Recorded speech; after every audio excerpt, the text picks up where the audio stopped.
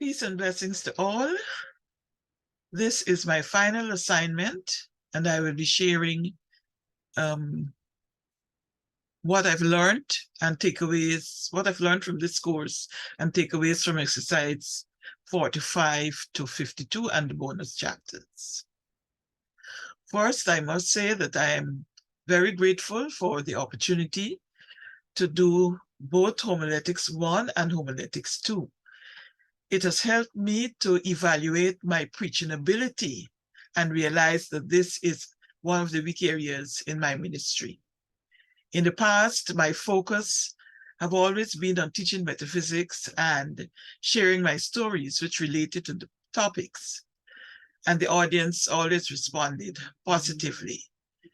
But through doing this course, I realize now how much more work I need to put in and how much study I need to do to be able to preach in a way that will make a difference in people's lives.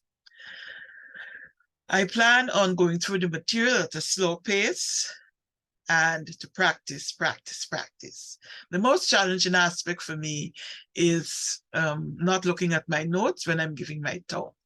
I've been doing this for a long time, and it's a habit that I need to change. I am actually excited about returning to full-time ministry because I know that this will give me the opportunity to practice what I am learning. I am also listening to other preachers on the internet and can now recognize when they are using ideas presented by both Brian Tracy and Daniel Overloff. My takeaways from exercise 42 to 45 to 52 and the bonus chapters are as follows. First, preaching about the Christ consciousness from all scripture passages. Then with the understanding or with the explanation that when we seek Christ's mind first, all other things will be added. We need to use specific illustrations which makes listeners feel present in the stories. Instead of saying, in other words, we can say, for example.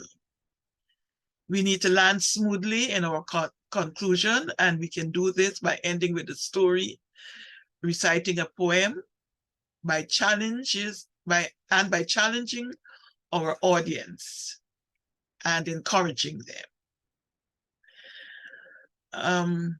We need to interweave preaching and worship. It is important that ministers work with platform assistants, prayer chaplains, and the music team in planning the program for services so that everything will gel together in the presentation, and it all must glorify God. Preachers should read fiction to learn about communication techniques, for example, imagery, dialogue, using hints, movement, suspense, and climax.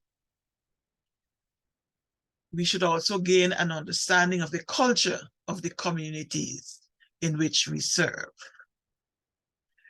From bonus exercises, preachers should testify about the different ways God worked in particular situations in their lives, as well as invite others to do the same. We should use titles that capture people's attention. Read or listen to classic preachers. And as I said earlier, this is something that I am doing right now. Now, I will be using exercise 45 and 46, focusing on recognizing Christ consciousness in the scripture passage, as well as the examples that I'll be using in my talk. Thank you for listening.